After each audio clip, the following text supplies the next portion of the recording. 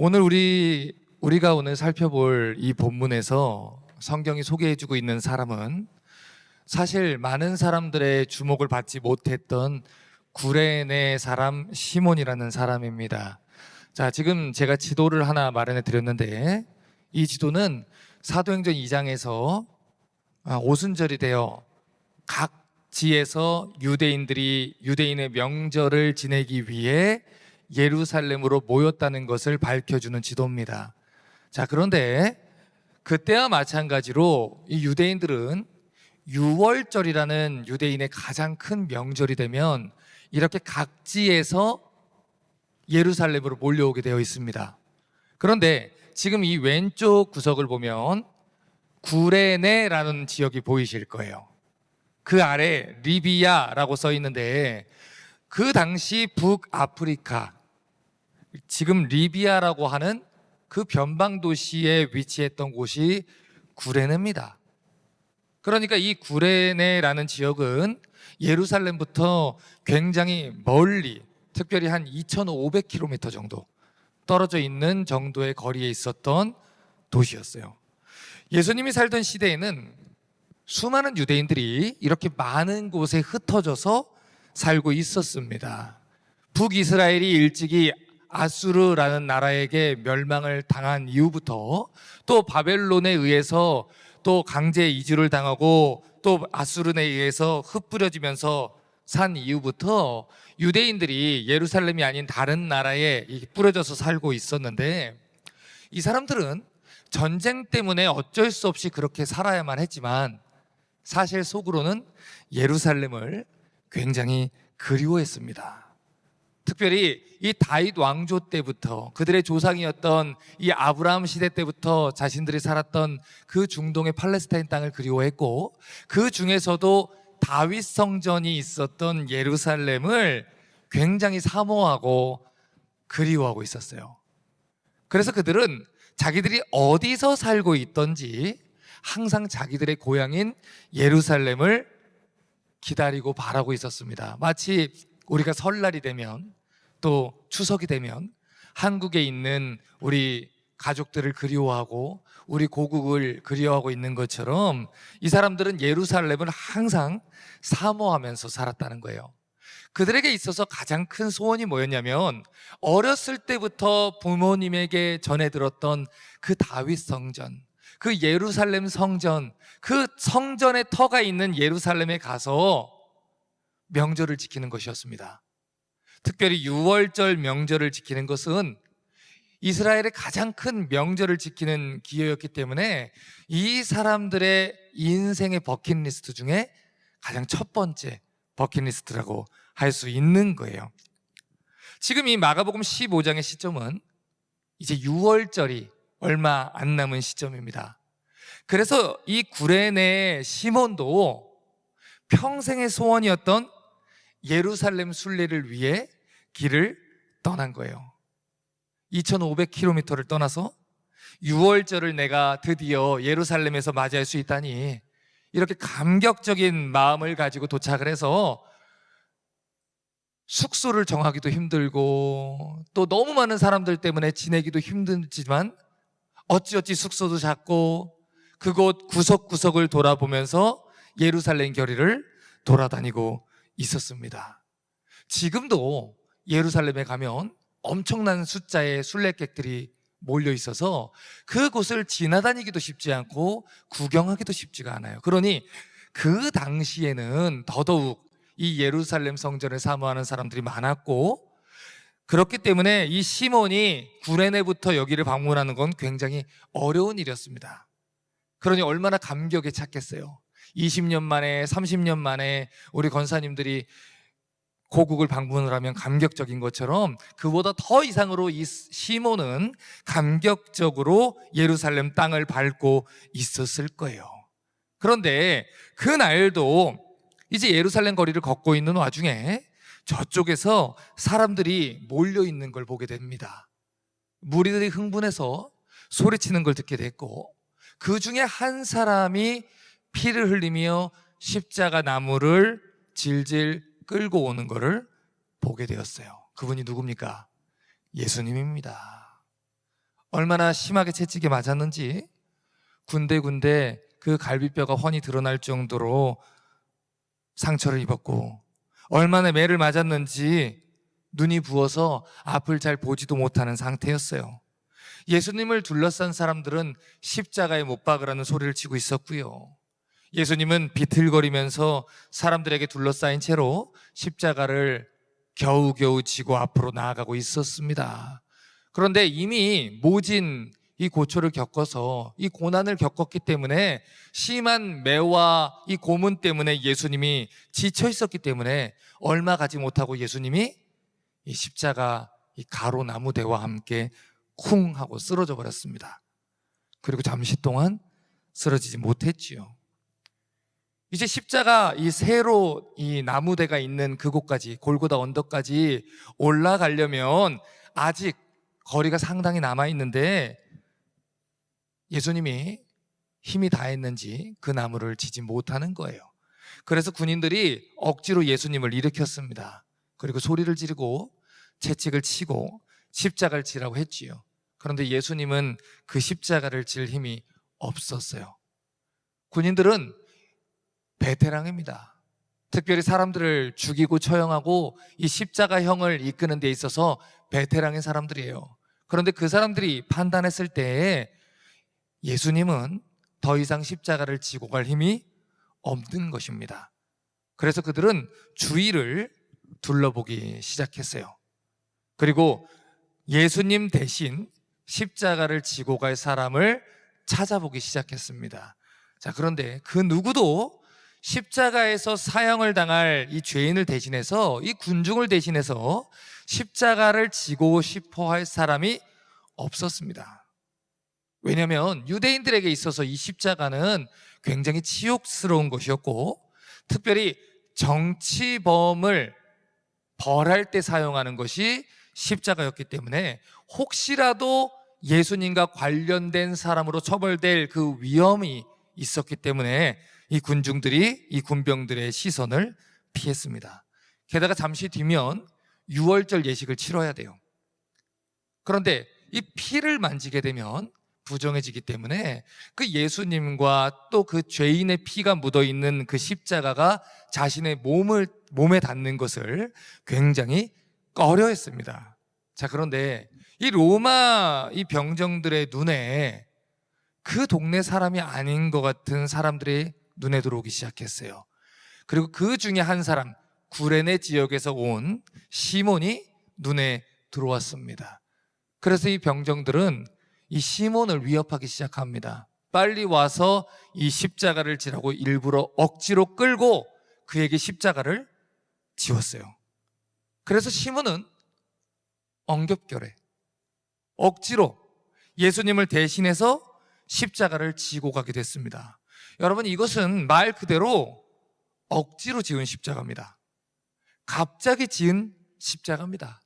시몬이 의도하지도 않았고 자발적으로 제가 하겠습니다 라고 손을 들지도 않았던 억지로 지은 십자가였어요. 그런데 그 십자가가, 그 예수님의 십자가를 진 사건이 시몬의 평생에 그렇게 큰 은혜가 될지 그때 시몬은 알지 못했습니다. 시간이 지나서 나중에 알게 된 일이지만 시몬이 지금 한 일은 정말 특별한 일이었어요. 왜냐하면 이 복음서의 기록을 잘 보시면 시몬이 예수님의 십자가를 지고 간 그 일을 제외하면 예수님이 십자가를 지고 죽으신 이 구속의 사역은 전부 다 예수님이 혼자 행하신 일입니다. 오직 지금 예수님의 십자가를 대신 지고 간 이 장면만 예수님을 위해서 누군가의 도움을 받았던 사건이라는 거예요. 물론 예상하지 못했어요. 억지로 지은 것도 맞아요. 그런데 어쨌든 시몬은 예수님의 십자가를 대신 지고 갔다는 것입니다. 여러분, 십자가가 무엇입니까? 십자가는 죽음의 상징입니다. 로마라는 나라가 자신들에게 반역을 꾀하는 사람들을 처형하기 위해 인간이 만들어낸 최악의 처형 도구가 십자가지요. 그렇기 때문에 십자가를 지고 가는 것은 절대로 유쾌한 일이 아닙니다. 불편합니다. 아픈 것입니다. 고통스러운 것입니다. 치욕스러운 것입니다. 게다가 지금 예수님은 거의 모든 이스라엘 사람들에게 미움을 받고 죽음의 길을 걸어가고 있는 중이에요. 대제사장들과 장로들이 예수님을 죽이기로 결정했고요. 수많은 무리들이 예수님을 저주하고 비웃고 있는 중입니다. 자, 그런데 다른 십자가도 아니고 그런 예수님의 십자가를 억지로 내 어깨에 지우려고 합니다. 주변을 살펴보니까 아무도 예수님 편에 선 사람이 없는 것 같아요.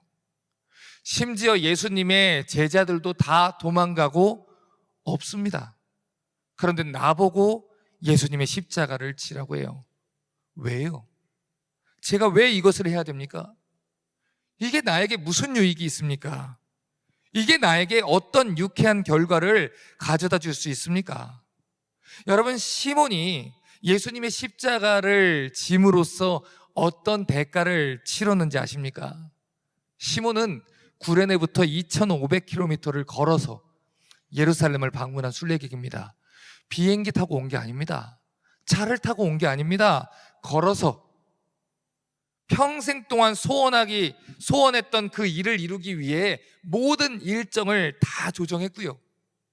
자신이 가장 바라던 때에 유월절, 그 유대인이 사모했던 그 날을 지키기 위해서 예루살렘에 왔습니다. 얼마나 많은 비용을 이것을 위해 지불해야 됐는지 몰라요. 그런데 지금 시몬은 사형수의 피 묻은 십자가를 져야 한다는 거예요. 그걸 위해서 예루살렘에 온 것이 아니라는 거죠. 내 평생에 한 번 있을까 말까 한 그 기회인 예루살렘 순례를 위해서 온 것이지, 내가 어깨에 피비린내 나고 무거운 십자가 대신 지려고 온 것은 아닙니다. 그런데 왜 내가 져야 됩니까? 갈릴리에서 만나 예수님을 따랐던 베드로라는 제자도 예수님을 부인하고 도망간 와중에 왜 내가, 예수님의 제자들도 다 도망간 와중에, 오늘날로 말하면 목회자들도 다 도망간 와중에 내가 왜 이 무거운 십자가를 져야 됩니까? 지금 이 사람은 로마 군법상 가장 추악한 죄를 지었다고 십자가에 매달은 사람입니다. 그런데 지금 이 죄인의 피로 범벅된 십자가를 내가 지게 되면 저 뒤에 서 있는 대제사장들이 나로 하여금 유월절을 과연 지키게 내버려 둘까요? 아닐 겁니다. 부정하다라고 얘기하며 나 또한 유월절을 지키게 안 할 겁니다. 신명기 21장 23절을 보면 유대인들이 이 십자가에 달린 자들, 나무에 달린 자들을 어떻게 생각하는지 율법이 이렇게 기록되어 있습니다. 시체를 나무 위에 밤새도록 두지 말고 당일에 장사하여 내 하나님 여호와께서 내게 기업으로 주시는 땅을 더럽히지 말라. 나무에 달린 자는 하나님께 저주를 받았음이니라. 왜 대제사장들이 예수님을 자기가 스스로 죽이지 않고 암살이나 독살이나 그런 것이 아니라 왜 로마의 손을 빌어서 십자가에 달았습니까? 예수님이 메시아가 되면 안 되었기 때문입니다. 그러기 위해서 그들은 율법을 이용했습니다. 하나님 말씀을 이용해서 예수님을 하나님께 저주받은 자로 만들어서 죽였습니다. 그래야만 예수님이 메시아다라고 외치며 쫓아오는 무리들을 자기 쪽으로 포섭할 수 있었기 때문이에요. 그러니 이 율법을 아는 사람들은 누구나 십자가에 매달리는 예수님을 거리꼈을 겁니다. 그의 피가 묻은 십자가를 지고 갈 사람은 아무도 없었을 겁니다. 특별히 멀리서부터 유월절을 지키기 위해 예루살렘 순례를 온 그 기회를 포기할 사람은 세상 어디에도 없었을 겁니다. 팩트는 이거예요. 굳이 시몬이 그 일을 할 필요가 없었다는 것이고, 시몬은 억지로 그 십자가를 졌다는 겁니다. 제자들은 다 도망갔고 주변에는 이미 수많은 사람들이 있지만 아무도 그 십자가를 지려고 하지 않았습니다. 게다가 중요한 사실은 뭐냐면, 아무리 로마 군병들이 위협을 해도요, 로마 군인들은 이 유대인들의 독특한 종교성을 이해하고 있었습니다. 이 말은 자기가 유대인이라고 유월절을 지켜야 하기 때문에 나는 부정해지면 안 되기 때문에 나는 질 수 없습니다 라고 시몬이 얘기했다면 얼마든지 그 십자가를 질 그 이유가 없었다는 거예요. 피할 수 있었다는 것입니다. 그런데 성경이 이야기하지 않기 때문에 우리는 이유는 알 수 없어요.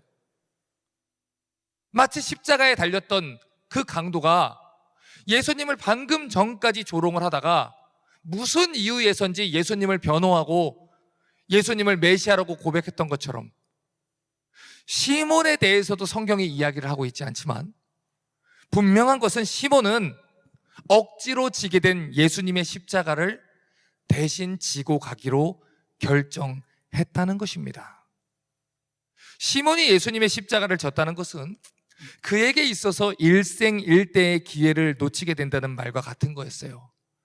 그것은 평생 동안 꿈꿨던 예루살렘에서의 유월절 예식을 포기한다는 거였어요. 자기를 둘러싼 사람들에게 자기도 비난받을 수 있는 그런 위험을 제공하는 일이었어요. 너도 같은 당이 아니냐, 너도 예수의 제자가 아니냐 오해받을 수 있는 위험이 있었어요. 그런데 시몬은 십자가를 예수님 대신 지고 가기로 결정을 했습니다. 그래서 그는 예수님의 십자가를 어깨에 맸어요. 그래서 수많은 것들을 포기해야 됐고 수많은 위험에 노출되는 것을 감내해야 했습니다. 이 모든 일들은 시몬이 예수님의 십자가를 지고 갔기 때문에 벌어진 일입니다. 십자가는 그런 것입니다. 십자가를 지고 가려면 자기가 손에 쥐고 있는 것을 내려놔야 하는 것입니다. 십자가를 지고 가려면 자기가 누릴 수 있었던 편안함과 안락함을 포기하게 되는 것입니다. 십자가를 진다는 것은 자신의 삶이 더 이상 자신의 삶이 되지 않고 자신이 누릴 수 있는 것들을 더 이상 누리지 못하게 되는 것입니다. 히브리서 11장 35절부터 38절을 보면 초대교회 그리스도인들 중에 예수님을 위해서 십자가를 진 사람들의 인생이 어땠는지를 가르쳐주는 아주 중요한 기록이 있습니다. 여자들은 자기의 죽은 자를 부활로 받기도 하며 또 어떤 이들은 더 좋은 부활을 얻고자 하여 악형을 받되 구차히 면하지 아니하였으며 또 어떤 이들은 희롱과 채찍질 뿐 아니라 결박과 옥에 갇히는 시험도 받았으며 돌로 치는 것과 톱으로 켜는 것과 시험과 칼에 죽는 것을 당하고 양과 염소의 가죽을 입고 유리하여 궁핍과 환난과 학대를 받았으니 이런 사람은 세상이 감당치 못하도다. 저희가 광야와 산중과 암열과 토굴에 유리했느니라. 여러분, 초대교회의 성도들이 왜 감옥에 갇혔습니까? 그들이 왜 채찍을 맞았습니까? 그들이 왜 돌에 맞았습니까? 그들이 왜 칼에 죽임을 당했습니까? 그들이 왜 궁핍해야 됐습니까? 그들이 왜 가난해야 했습니까? 그들이 왜 모든 재산을 빼앗겨야 했습니까? 왜 그들이 환난과 박해를 받아야 했습니까? 그 이유는 그들이 예수님의 십자가를 졌기 때문입니다. 그들이 예수님과 함께 예수님과 더불어 예수님 위에서 예수님의 십자가를 지고 가기로 결정했기 때문입니다. 여러분, 성경이 말하는 사실이 무엇입니까? 여러분이 믿고 싶은 사실 말고요, 여러분이 원하는 거 말고요, 성경이 말하는 사실이 무엇입니까? 예수 그리스도의 십자가를 지면 누구보다 멋지게 살 수 있을 거라고 말합니까? 많은 사람들이 우리가 지고 있는 십자가를 지고 우리를 환영할 것이라고 말합니까? 아닙니다. 성경은 오히려 우리의 기대와 반대의 얘기를 합니다. 로마서 8장 35절과 36절은 말합니다. 누가 우리를 그리스도의 사랑에서 끊으리요? 환난이나 곤고나 핍박이나 기근이나 적신이나 위험이나 칼이랴. 기록된 바 우리가 종일, 하루 종일 평생 동안 주를 위하여 죽임을 당케 되며 도살할 양같이 여김을 받았나이다 함과 같으니라. 성경이 뭐랍니까?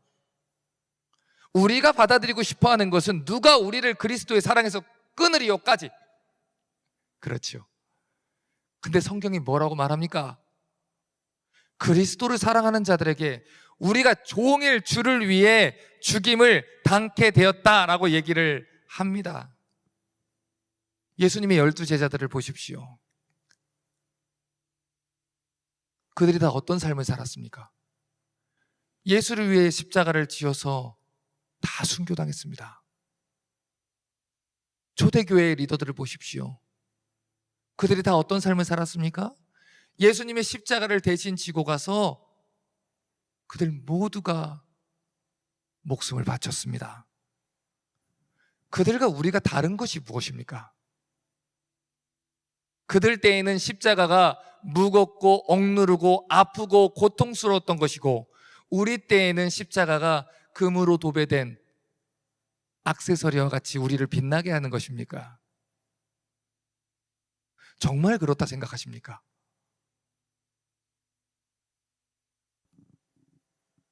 성경은 말합니다. 십자가는 아픈 겁니다. 십자가는 고통스러운 겁니다. 십자가는 지고 싶지 않은 겁니다. 그런데 예수님이 십자가를 지고 따르라고 말하십니다.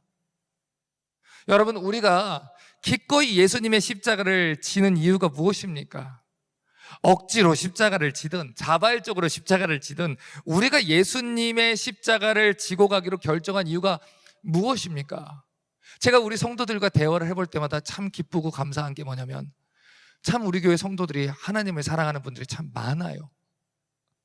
예수님 때문에 십자가를 지고 가려고 하는 사람들이 참 많아요. 그럼 묻겠습니다. 왜 그렇게 하십니까? 예수님을 사랑하기 때문입니다. 예수님 약속을 믿기 때문입니다. 이전에 예수님이 마태복음 10장 38절과 39절에 이렇게 말했습니다. 자기 십자가를 지고 나를 쫓지 않는 자도 내게 합당치 아니하니라. 자기 목숨을 얻는 자는 잃을 것이요 나를 위하여 자기 목숨을 잃는 자는 얻으리라. 성경 어디에 예수님이 십자가를 지지 않고 예수님을 따를 수 있다고 얘기했습니까?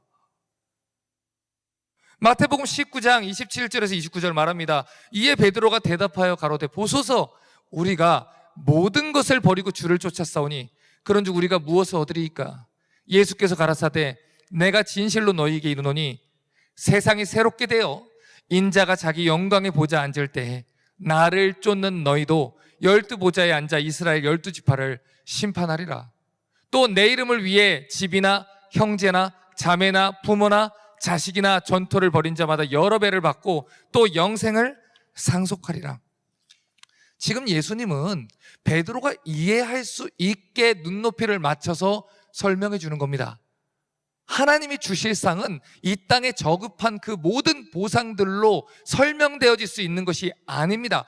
다만 우리가 이해할 수 있는 눈높이에서 말씀하시기를 너희가 나를 위해 포기한 모든 것들, 너희가 상상할 수 있는 그 어떤 것보다 값진 것으로 내가 갚아줄 것이다. 그 날에 나를 쫓은 것이 얼마나 영광스러운 일인지 너희가 보게 될 것이다 약속하셨습니다. 시몬은 그토록 바랬던 예루살렘 순례 일정을 포기해야 했습니다.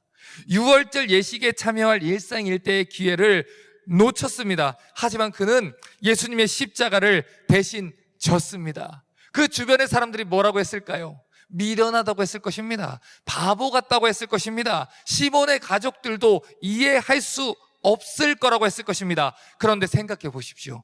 자기 십자가를 지는 일도 이토록 영광스러운 일이라면 거룩하신 하나님의 아들의 십자가를 지는 그 영광스러운 사역은 얼마나 영광스러운 것입니까?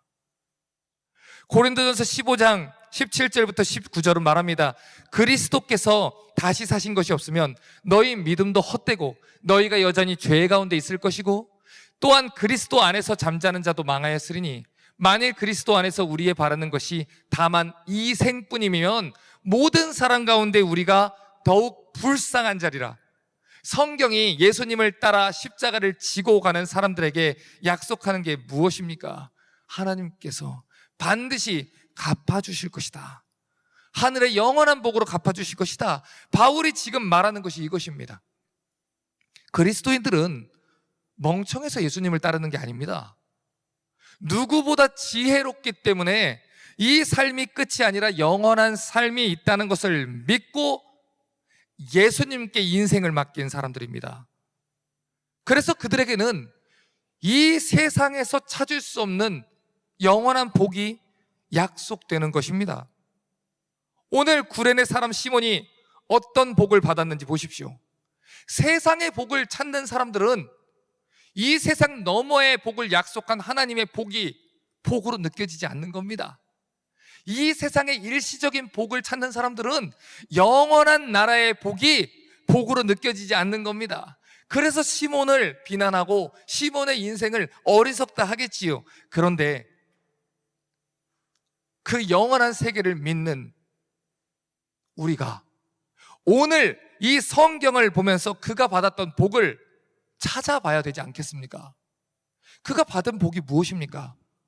첫 번째는 그가 예수님을 따르는 제자가 되었다는 것은 초대교회부터 지금까지 학자들의 논란이 없습니다. 그런데 그걸 넘어서서 그가 받은 최고의 복이 무엇인지 아십니까?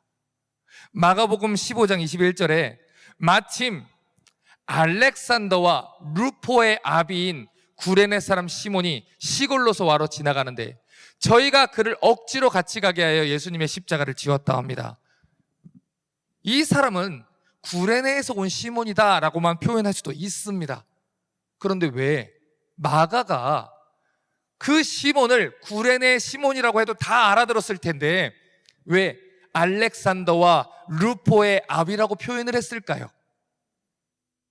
여러분, 성경에 특별히 이 복음서에 그 이름이 기록되어 있는 사람들은 초대교회에서 그 이름이 신실하게 알려진 사람들이 대부분입니다. 그렇기 때문에 많은 성경학자들, 아니 대부분의 성경학자들은 이 구레네 시몬의 아들, 이 알렉산더와 루포라는 사람이 이 초대교회 가운데서 굉장히 신실하고 충성된 주님의 제자로 활동했기 때문에 누구나 다 아는 그 이름을 마가가 기록했다라고 얘기를 하는 거예요.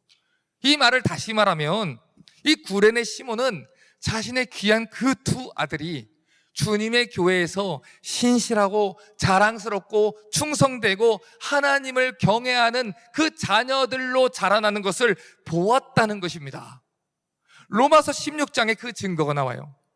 로마서 16장을 보면 바울이 로마 교회 교인들한테 안부 인사를 전하는데 16장 13절에 말합니다. 주 안에서 택하심을 입은 루포와 그 어머니에게 문안하라. 그 어머니는 곧 내 어머니라. 지금 바울이 로마 교회 성도들에게 인사를 전하는데 너희 그 안에 있는 성도들 중에 주 안에 택하심을 입은 루포라는 사람이 있지. 나는 로마 성도들 당신들은 모르지만 그 루포라는 사람과 그의 어머니, 즉 시몬의 아내가 내 어머니처럼 나를 보살펴주고 바울의 동역자로서 사역을 했기 때문에 이렇게 안부를 묻는 거예요. 다시 말해서 시몬이 주 안에서 택하심을 받아서 주님의 십자가를 지고 갈 수 있었던 것처럼 그의 아들 루포 또한 그리스도 안에서 택하심을 받는 복을 누릴 수 있었다는 거예요. 시몬과 그의 아내와 알렉산더와 루포와 그 온 가정이 예수를 사랑하고 경외하는 주님의 가정으로 자랐다는 거예요. 여러분, 이것이 얼마나 큰 복입니까? 여러분이 정말 예수님을 사랑하는 부모라면 그 자녀들을 위해서 기도하실 때 무엇을 위해서 기도하시겠습니까? 여러분이 정말 영원한 천국을 사모하는 부모라면 그의 자녀들을 위해 기도할 때 무엇을 위해서 기도 요청하시겠습니까? 제가 부모님들을 상담해보면 알아요. 이 부모가 영원한 하늘나라에 소망 두고 사는 사람이구나. 이 세상에 썩어질 것들에 마음을 두고 사는 사람이구나. 썩어질 것들에 마음 두는 사람은 오로지 기도 제목이 그거밖에 없어요. 대학 좋은 데 가게 해주세요. 좋은 직장 얻게 해주세요. 무슨 문제 해결하게 해주세요. 어떤 문제 해결해 주세요. 그런데 하나님을 경외하는 부모는 그렇지 않아요. 말씀 배우는데 자녀들을 데리고 와요. 우리 자녀가 예수님 잘 믿게 기도해 주세요. 집회할 때, 기도할 때, 예배 자리에, 말씀 자리에, 그 자리에 자녀들을 있게 하려고 애를 써요. 티가 나요. 예수님을 알고 천국을 알고 사모하는 부모들은 하나님을 알게 하기 위해서 기도합니다. 그들에게 하나님을 가르치기 위해서 애를 씁니다. 여러분, 시몬의 두 아들들이요, 평생 동안 무엇을 자랑했을까요? 아버지가 이룬 그 사업의 대단함일까요? 아버지가 이루어낸 업적일까요? 아버지가 남겨준 유산일까요? 아닙니다. 그들은 평생 동안 우리 아버지가 구레네 시몬입니다. 예수님 대신해서 십자가 지고 가셨던 시몬입니다. 눈앞에서 자기 아버지가 가장 소중하게 여겼던 평생의 소원을 예수님 때문에 포기하는 걸 그들이 봤어요. 여러분, 그것만큼 굉장한 신앙교육이 어디 있습니까? 여러분, 제 평생 소원이 제가 죽을 때 제 아내와 제 아이들에게 당신은 진짜 목사님이었어요, 아빠는 진짜 목사님이었어 소리 듣는 게 제 소원입니다. 언젠가 가정에서 말씀을 나누다가 아이들과 그 얘기를 하는데 저희 딸이 그 얘기 해줘요. 아빠는 이미 훌륭한 목사님인데 제가 그날 얼마나 눈물이 나는지요. 여러분, 무엇을 자랑하십니까? 사랑하는 내 자녀가 예수님을 사랑하고 하나님을 사랑하고 나도 아빠처럼 십자가를 지겠습니다 라는 자녀로 자란다는 것은 굉장한 영광입니다. 그런데 뭐가 자랑인지를 모르니까 내 자식 좋은 직장 다녀요, 내 자식 무슨 집에 어느 동네에 어느 부자로 살아요, 얼마만큼 돈을 모았고요, 어느 대학을 나왔어요. 자랑할 게 없으니 그게 자랑인 것이지요. 그러니 그 자녀들은 그거 배우고 살아가지요. 엄마 아빠가 예수님을 자랑한 적을 본 적이 없는데, 엄마가 예수님을 위해서 다른 걸 포기한 걸 본 적이 없는데 어떻게 그걸 따라갑니까? 나중에 아이들이 다 커서 저를 찾아옵니다. 목사님, 저희 자녀를 위해서 기도해 주세요, 예수를 믿을 수 있게 해주세요. 그리고는 똑같이 가르쳐요. 똑같이. 예배가 아닌 학교, 말씀이 아닌 직장, 그것이 최우선 순위가 되는 거예요. 애가 예수님을 믿질 않아요. 그런데 이렇게 얘기해요. 좋은 직장 가야 하나님이 영광 받으시는 거야. 예수님을 안 믿는데, 예수님이 꿈이 아닌데, 예수님이 십자가를 지질 않았는데 어떻게 하나님이 영광을 받으십니까? 그렇게 예수님의 이름을 팔아서 자신의 꿈을, 욕심을 충족하는 부모들이 얼마나 많은지 모릅니다. 여러분, 고린도전서 11장의 말씀을 보면은 예수님의 성만찬을 제정하면서 이런 말씀을 하세요. 주님의 피와 살을 상징하는 이 떡과 잔을 마시면서 영원토록 그 십자가 복음을 증거해라. 여러분, 생각해 보세요. 사순절 기간이 되면, 예수님 십자가 졌던 고난 주간이 되면 제일 먼저 이야기거리가 된 게 누구겠습니까? 구레네 시몬입니다. 구레네 시몬이 예수님을 위해 십자가를 졌다는 것이 초대교회 성도들에게, 그 자녀들에게, 그들의 손주들에게, 또 증손주들에게 대대손손 전해지며 너희 할아버지가 한 것처럼, 우리 아버지가 한 것처럼 그렇게 예수님 사랑하자. 아빠는 우리에게 소원이 뭐야? 예수님 사랑하는 거야. 그러면 두 번째 소원은 뭐야? 예수님 사랑하는 거야. 세 번째 소원은 뭐야? 예수님 많이 사랑하는 거야.